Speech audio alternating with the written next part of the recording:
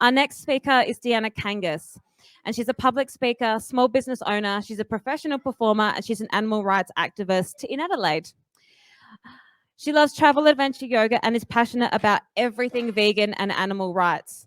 Now, Deanna's got a special guest with her who I'll wait to introduce until they come up here. But Deanna's going to be talking to us about a new era of activism, how to keep the momentum going for animals. And I feel like with the year that we've had, or the 2 years that we've had, this message has never been more important. We've all been distracted and there's been a lot going on. So we really need to know about how to keep this momentum going so we can keep creating and making change for animals. Please put your hands together for Deanna and special guest, Harlow. Thank you, Tani. Say hello to everyone, Harlow. She's not very talkative today. Just give me one moment. I'm going to get myself... We've got lots of things going on this stage, don't we?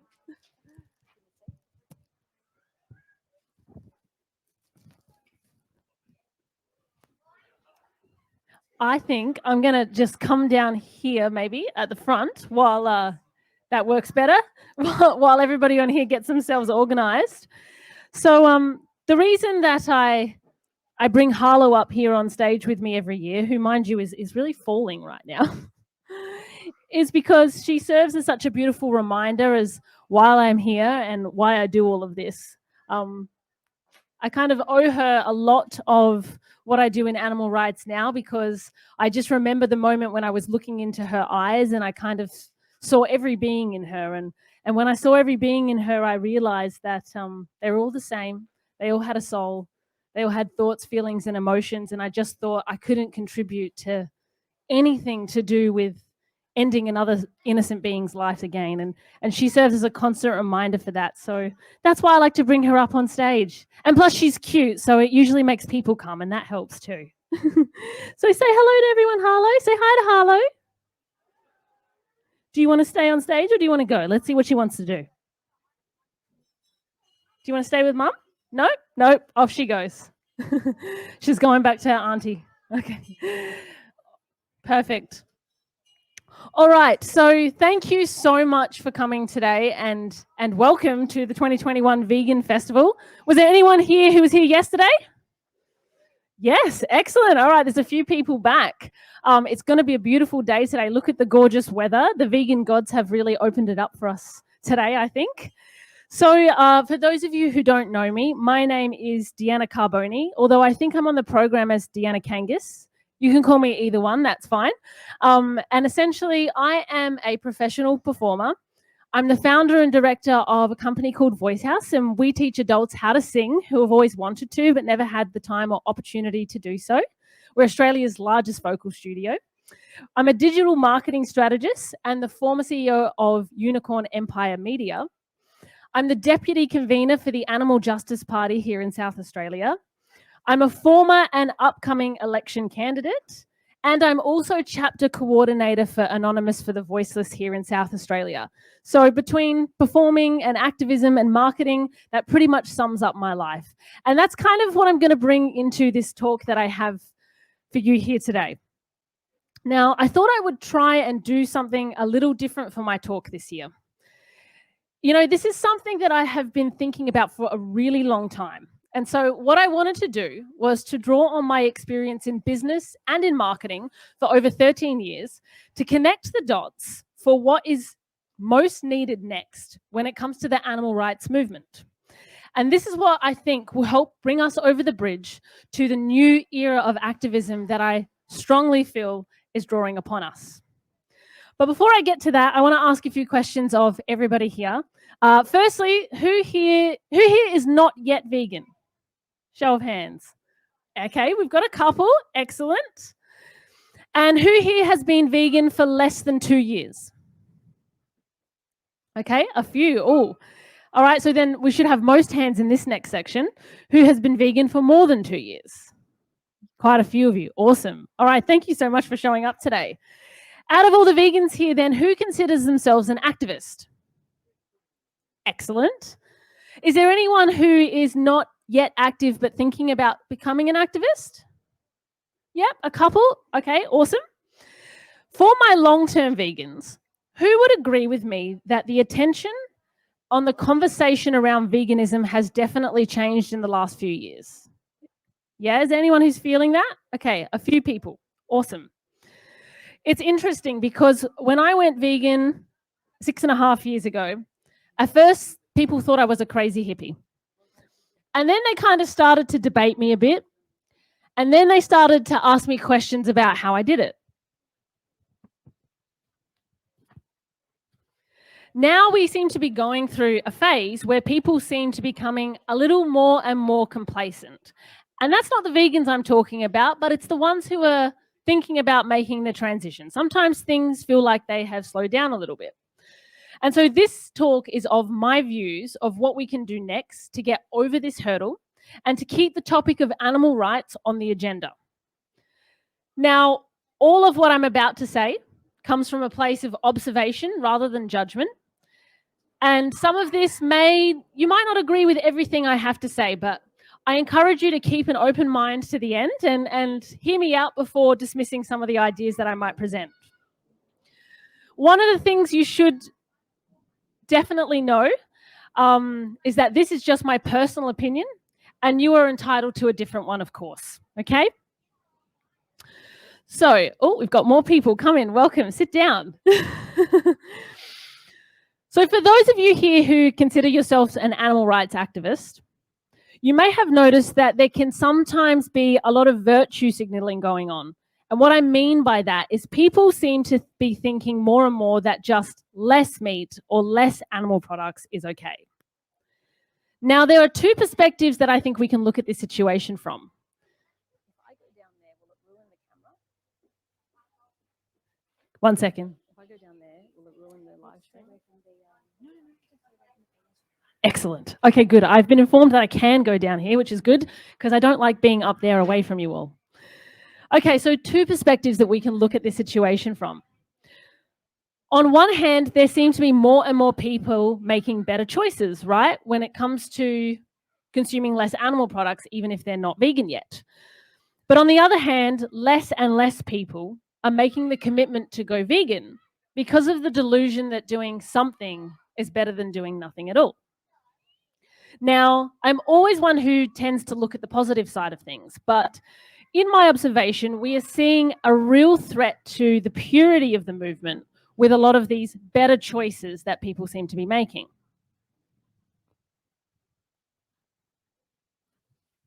I have a lot of pages to turn, by the way, so just bear with me.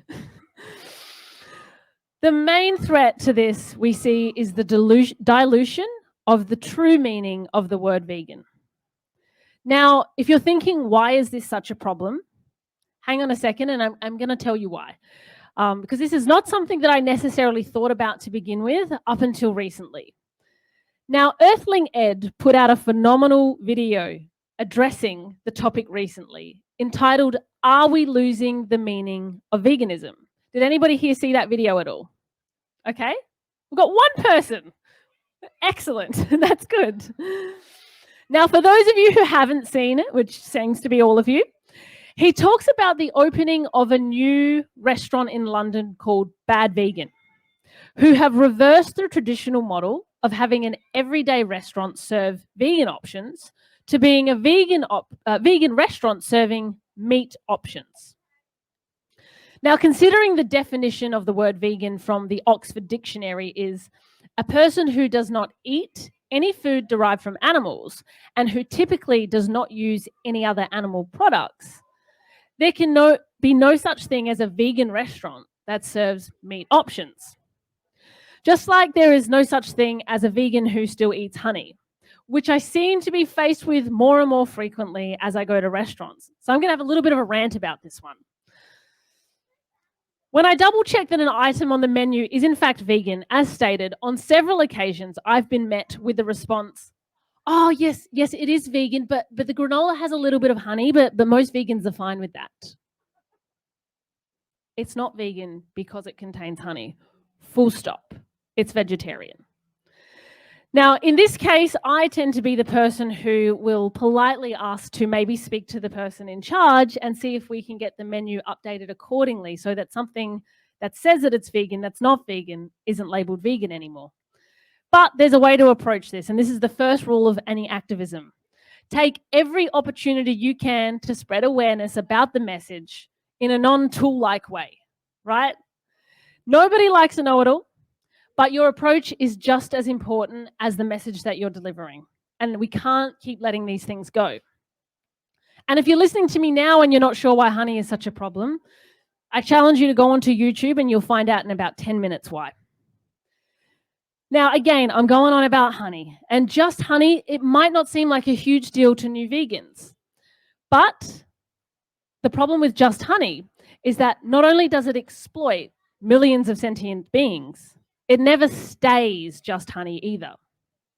A simple reflection of the habits of people will show us that when anyone makes the decision to do less of something or just have a little bit, there is almost always a guarantee that the lines will get less blurred. Same as if you try a healthy diet, right, with less junk food. You end up eating a little bit of junk food here because you're not cutting it out completely, and then you have a little bit there, and then you have a whole weekend where it all is a write-off, and then the next week you think, oh, well, it's Monday now and I already had something, so I'm screwed. And so by the end of the week, the healthy diet, it's gone. This applies to everything. Honey turns into just milk. Milk turns into just eggs.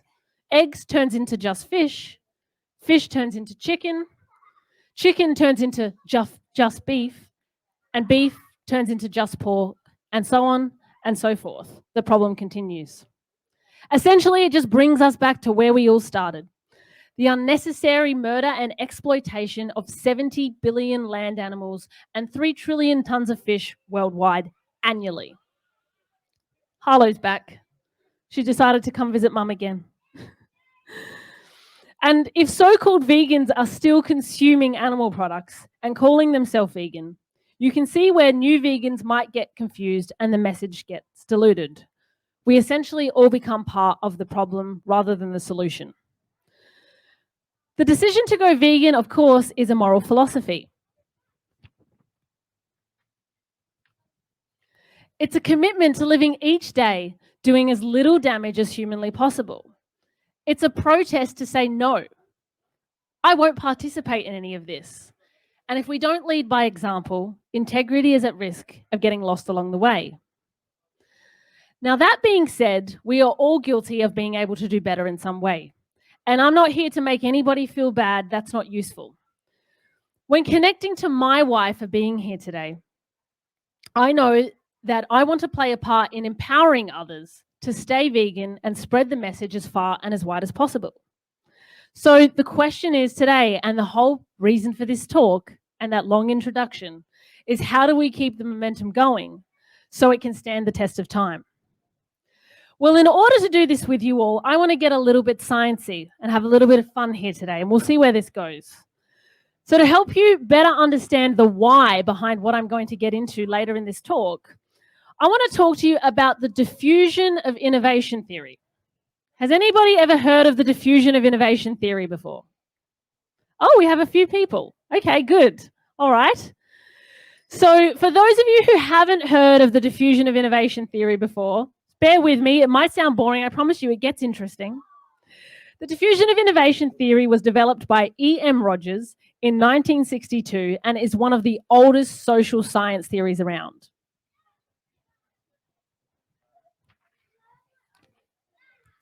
You see, it originated in communication to explain how, over time, an idea or product gains momentum and spreads through a specific population or social system. The end result of that diffusion is that people, as part of a social system, adopt a new idea, behavior, or product.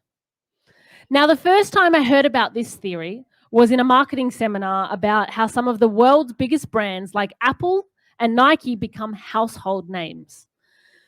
And I figured if it's good enough for Apple, then potentially it's good enough for veganism, right? So I started to recognize the parallels between the two and which pages the vegan movement can take out of a household name like Apple's book. So let's see if my obsession with connecting the dots might pay off. There are 5 stages of innovation and how they are relevant to animal rights activism. And some of you who have been vegan for a while here today, which by show of hands, there's quite a few, will be able to understand and recognize some of these stages that they may have been through in their time as vegans and seen how the movement has changed over that time. So the first people in this movement are the innovators. These are the people who want to be the first to try everything. They are venturesome, they're interested in new ideas, they're willing to take risks, they don't need a lot of information, they're just on board. And that, of course, is how in the early days, the idea of veganism would have gotten started. Then next up, we have the early adopters. Now, these are the people who represent opinion leaders, and this will probably be a lot of our activists that we see today. They enjoy leadership roles. They embrace change opportunities. They are already aware of the need to change, and so they're very comfortable adopting new ideas. They do not need information to try and convince them to change. They recognize something, they know that it feels right, and they go with it. And now, probably the stage that I'd say that we're in is the early majority. These people are rarely leaders, but they do adopt new ideas before everybody else. That said, they typically need to see evidence that the innovation works before they are willing to adopt it. Strategies that would appeal to this subset of the population include success stories and evidence of the innovation's effectiveness.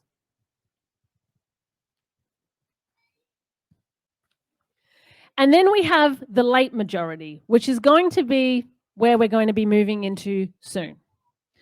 These people are skeptical of change and will only adapt an innovation after it has been tried by the majority. Strategies to appeal to this population include information on how many other people have tried the innovation and adopted it successfully first. And then, in last place, we have what we call the laggards. These people are bound by tradition and they're very conservative. They're skeptical of change and they're the hardest group to bring on board. So if I ask everybody based on those descriptions, what stage of adaptation to veganism would you say that the general population is experiencing right now? Hands up if you would agree with me that it's stage 3. Who thinks it's stage 4? Who thinks it's stage 2 then? We'll go back a bit. Who has no idea? That's good. That's totally fine. This is working really well then. I'm so glad. Okay, so my answer is the early to late majority, but it really does depend on where you are in the world, right? Because again, within each ecosystem, there's different stages of everything. But what I do want to see is what we can take from how the people in stages 3 and 4 respond to a new idea or behavior before they'll adopt it. And together we can start making changes to our activism to reach the right target market. Now, this is an interesting conversation that I tend to have a lot, and sometimes it gets a little bit of a heated debate. But in my personal opinion, a lot of anything when it comes to veganism, for example, it has to do with marketing. And in fact, anything that has to do with change in this world has to do with marketing.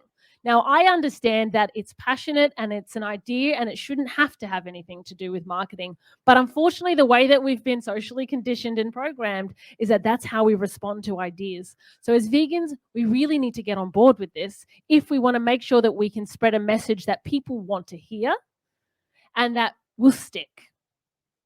So this brings me back to brands like Apple and Nike that we spoke about before. You see, there's also a reason, right, that intellectual property and trademarks are such an important part of growing a big business. It's so that imposters don't weasel their way in and give a quality brand a bad name. It's also so that businesses can remain in control of the quality they deliver to the public and ensure the trust and longevity of a brand. And we need to do the same with the core of the vegan message. And that's what brings me back to the dilution of the vegan message that I was speaking about before.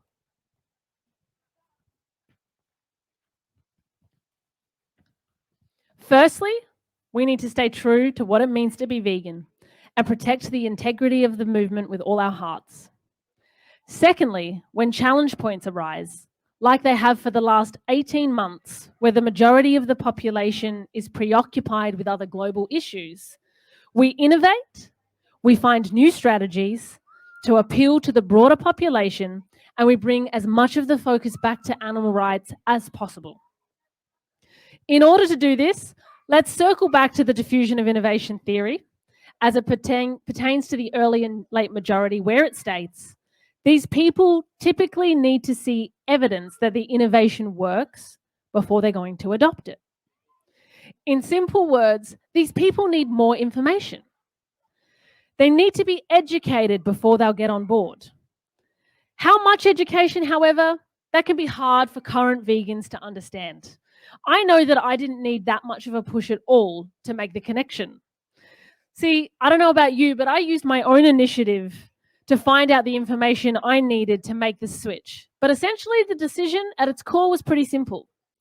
I went vegetarian 13 years ago when I was just 20 years old, on nothing but a gut feeling that I could no longer consume the lump of dead flesh that was sitting on my plate. It was really that simple. Something inside of me kept saying, this doesn't feel right. And so I stopped doing it. Almost 7 years later, I would stumble across the concept of veganism when researching the health implications of diet and lifestyle choices after my beautiful younger sister got diagnosed with cancer. At the mere age of 20, I might add. But when I found out that there was a moral motivation behind the decision to go vegan too, in a few short Google searches of the terms, why not eggs and why not dairy, the evidence that I had still been contributing to the very thing I thought I was fighting against for years and years was evidently clear. And I remember that sinking feeling. And to be honest, I am so, so grateful for it, because it gave me a fire to speak up that I will never forget. See, as a vegetarian, it was all about personal choice for me.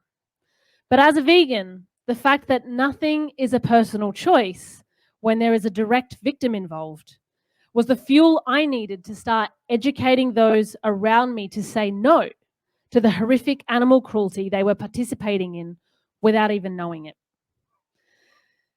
For me, veganism was never a decision I stopped making for myself. It was a decision I stopped making for someone else. And I made that decision over 6.5 years ago. A decision that I'm stronger in than ever. And I'm sure you can relate to this in your own lives too. But this next phase we are entering is a little more tricky than the innovators and the early adopters. So the next strategy that we need, of course, is more education. We need to hit this from more angles than we ever have before.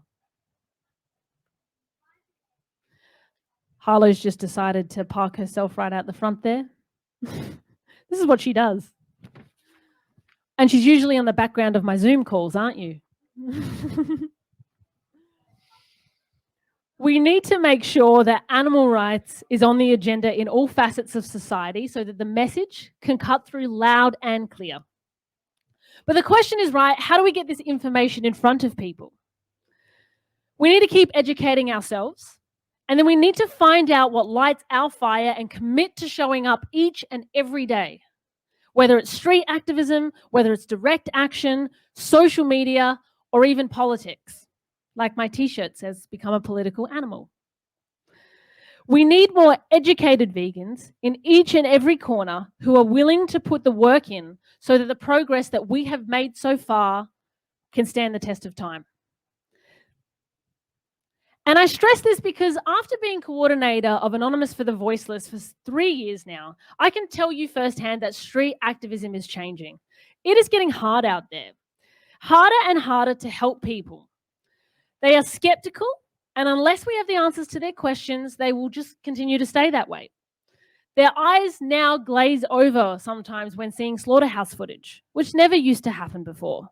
Now, there's a lot of people who look at it and they're still shocked, and that's a beautiful thing. But there's a lot more people who are now become desensitized. And this is why I'm also personally passionate about political change.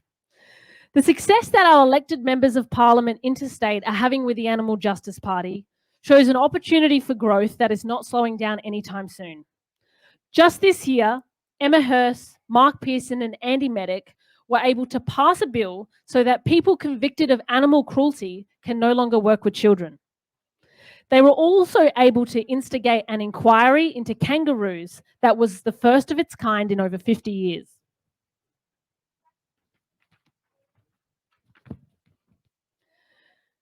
They were able to get animals finally recognised as victims of domestic violence and added to the apprehended domestic violence orders. And there's plenty more where that came from, which you can find out more about on our social media or on our website. But when talking about this, sometimes I get met with disappointment from many vegans that these are all just welfare efforts, when in fact what we need to be focusing on is abolition. And this is an interesting topic I want to touch on right now. See, in my personal opinion, this kind of thinking is precisely what's wrong with the vegan movement right now, and why we risk not reaching the late majority in the long term. It's the inability to see the bigger picture of everything. You see, if higher welfare standards were in fact profitable, the animal agriculture industry as it currently stands would then be legislated and enforced already, which would actually be a big problem for those of us trying to make change. The continued introduction and enforcement of better for animal welfare standards in every corner of the industry can only lead to one thing: reduced and in some cases non-existent profit margins. Hopefully, that coupled with traditional activism, empowering individuals to make the change, leading to less and less demand for animal products, can only lead to one thing: industry collapse. And that's ultimately where we need to be. So what I mean by seeing the bigger picture is that we really need to start hitting this from all angles.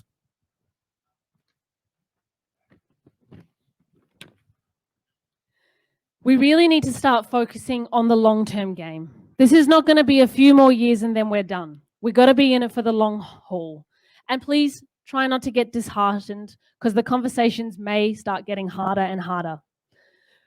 Rather, look at it as an opportunity to get creative, find new animals to tackle animal rights as time goes on. If there's one thing I've learned from being a professional performer for 16 years and being blessed with the opportunity to perform of some of Australia's biggest stages, sometimes it feels like you're putting in a lot of work and you're getting nowhere. But if we can take ourselves out of the trap of instant gratification and keep showing up, even when times get tough, overnight success eventually comes our way. The reality about overnight success, however, is that sometimes it can take at least 10 years. So now more than ever, when times are tough and the world has definitely changed in a big way, I'm calling on all vegans to commit harder than ever and volunteer to one of the many animal rights organizations that desperately need your help. It is only then, when we put aside all of our differences and all of the other stuff going on in our lives, and we band together against the animal holocaust, that we will truly see widespread change that we've been dreaming of for so many years.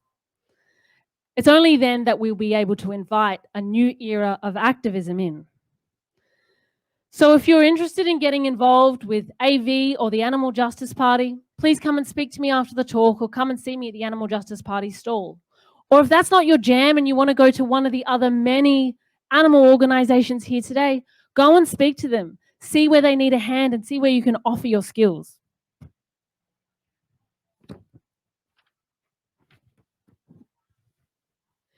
I just want to say thank you. I truly appreciate your time for listening to me here today.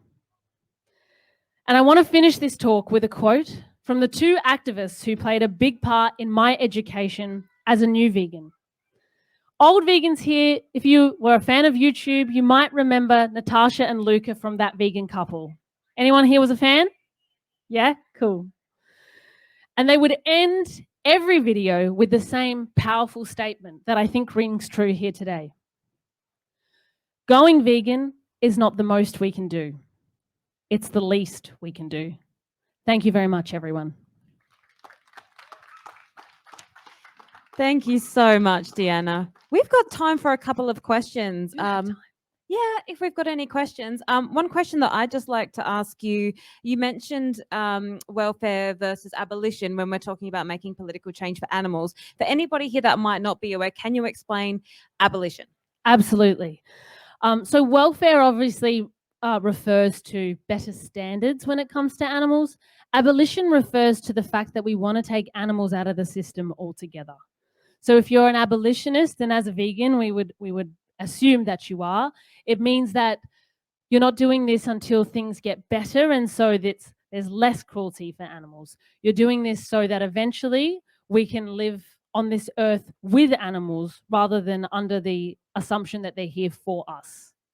So some comments you would see sometimes are, if we're fighting for something like more space for chickens in the chicken sheds, why aren't you shutting the chicken sheds down? We just can't go in that hard. It's impossible. It's impossible to go in that hard when you're entering a space where to people, really they don't understand. You've got to understand that there are generations of people who have been bred into these industries.